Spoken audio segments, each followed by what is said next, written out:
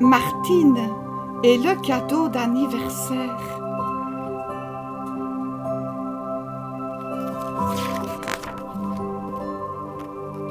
Ce mercredi-là, il pleuvait. Martine avait mis son ciré jaune et ses bottes vertes pour sortir avec sa maman. Elles allaient toutes les deux choisir une commode dans un drôle de magasin, plein de vieilles choses. Cela s'appelait le grenier. Un nom qui faisait penser à Fouillis. Martine aimait les gâteaux, les poupées et le fouillis. Justement, pendant que sa maman discutait avec la vendeuse, Martine fouillait enfin. Elle fouillait des yeux parce qu'on n'avait pas le droit de toucher. Et elle découvrait des choses bizarres, des vieux chapeaux, des pendules dont elle avait envie de bouger les aiguilles, des fleurs séchées, une marionnette rouge sur un piano et des poupées.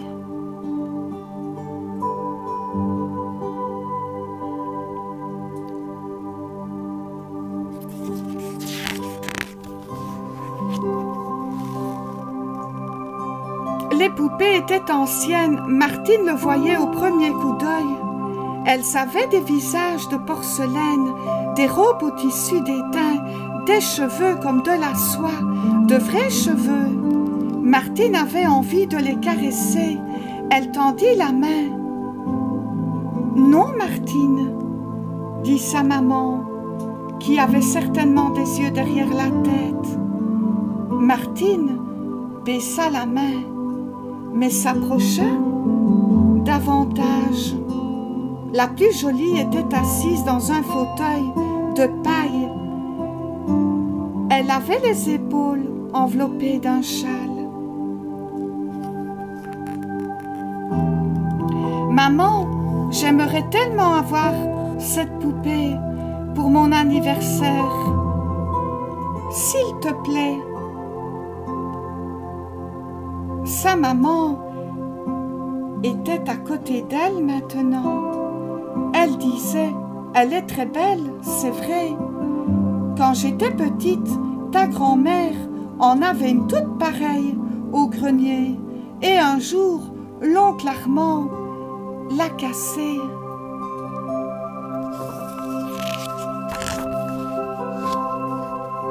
Martine sentait son cœur battre très fort.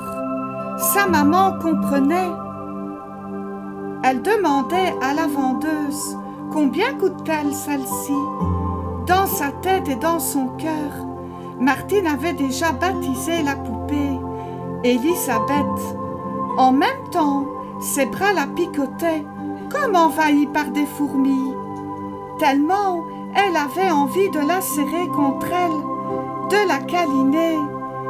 La vendeuse souriait. « Je suis désolée, madame, mais ces poupées sont vendues. Un collectionneur les a vues dans la vitrine. Il doit revenir les prendre ce soir. » Et elle continuait à sourire. Comment le pouvait-elle alors qu'une boule affreuse serrait la gorge de Martine, qui s'empêchait de pleurer? « Ne sois pas triste, chérie, » dit sa maman, « nous en trouverons une autre. » Puis elles sortirent du magasin sous la pluie. La rue était grise. Martine n'essayait même pas de sauter par-dessus les flaques d'eau.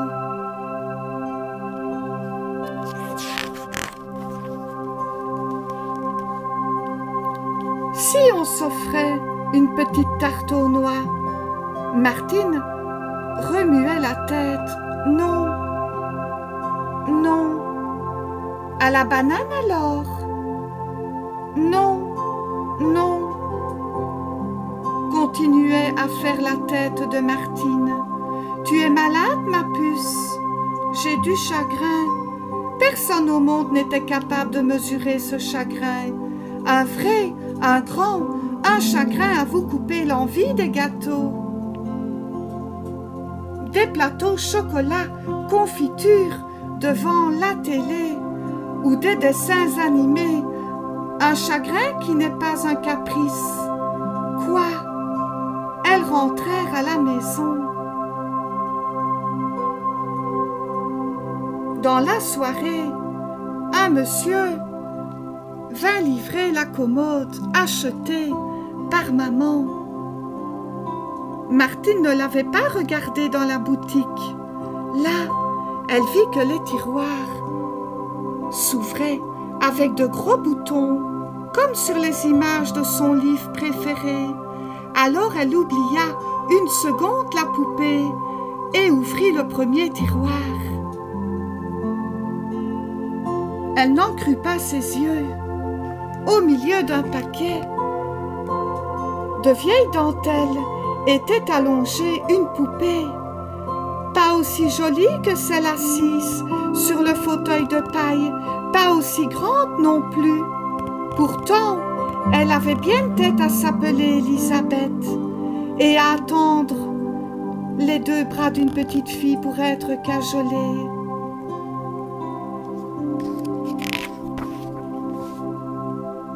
Martine était toute seule. Sa maman était redescendue avec le livreur. Vite! Elle prit la poupée et courut la cacher sous son lit. Quand elle revint en courant, sa maman dit « Tiens, ils ont oublié de vider la commode avant de la livrer. » Elle tenait les vieilles dentelles à la main. « Tu vas les garder ?» demande Martine.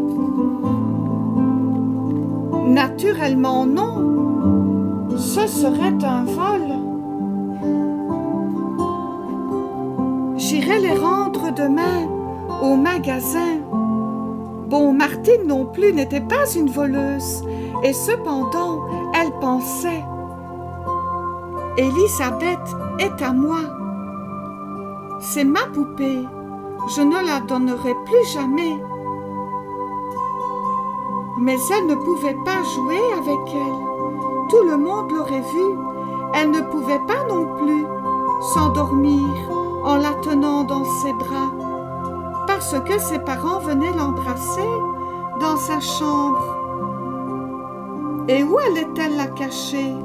Le samedi, le jour où sa maman passait l'aspirateur sous son lit.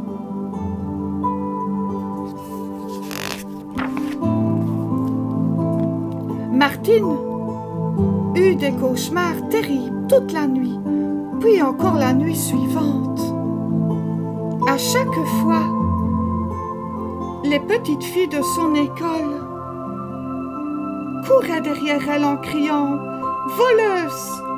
et en la montrant du doigt. Martine se réveillait en larmes. La boule était revenue dans sa gorge et ne partait plus. Vraiment, ce n'était pas possible de vivre ainsi. « Ça ne va pas, Martine ?»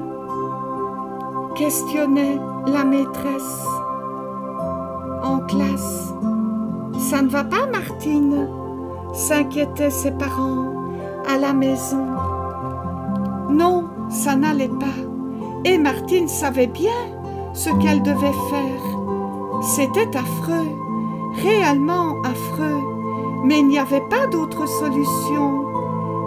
Elle attendit que sa maman sorte donner des graines aux oiseaux dans le jardin. Puis elle remit son ciré jaune, ses bottes vertes, tira Elisabeth de sa cachette, ouvrit la porte de la rue et courut jusqu'au magasin Grenier Fouillé.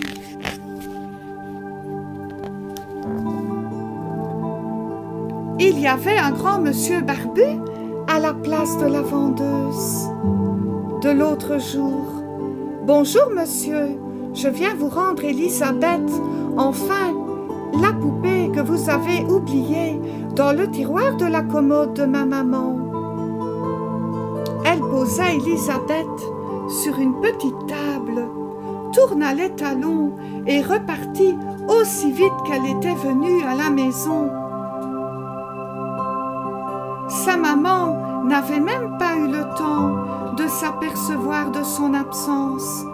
Maintenant, Martine n'était plus une voleuse, mais elle avait toujours la boule dans la gorge.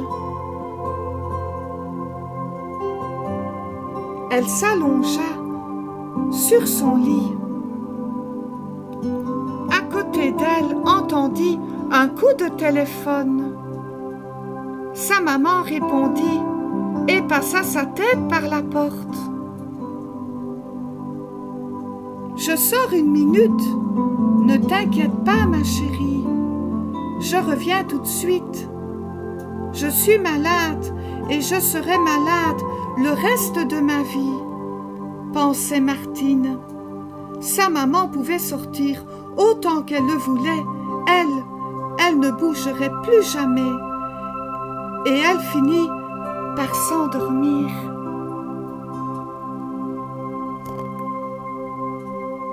« Martine, tu viens ?» C'était déjà l'heure du dîner. Martine passa de l'eau sur ses yeux rouges et se décida à rejoindre ses parents dans le séjour. Mais que se passe-t-il? Mamie était là aussi, et tante Delphine et tonton Guillaume. Et... Joyeux anniversaire, Martine! Bon anniversaire, mon lapin! Martine n'en revenait pas. Elle avait complètement oublié. C'était même la première fois qu'elle oubliait une chose pareille. D'ailleurs, comment fêter son anniversaire alors que son cœur était prêt à déborder de larmes?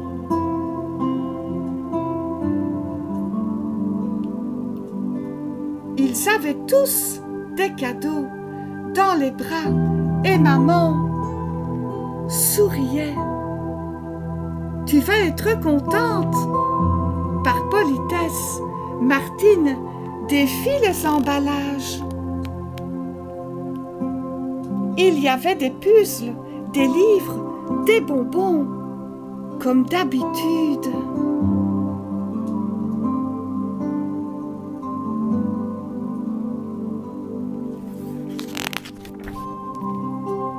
Et le dernier paquet, celui de maman, elle fit sauter la ficelle.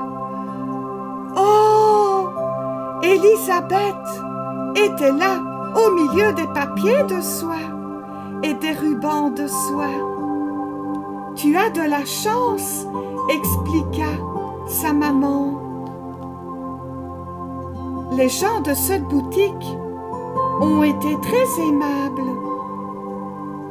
Je leur avais demandé de me prévenir s'ils trouvaient une autre poupée avant ce soir. Et tout à l'heure, un monsieur a téléphoné.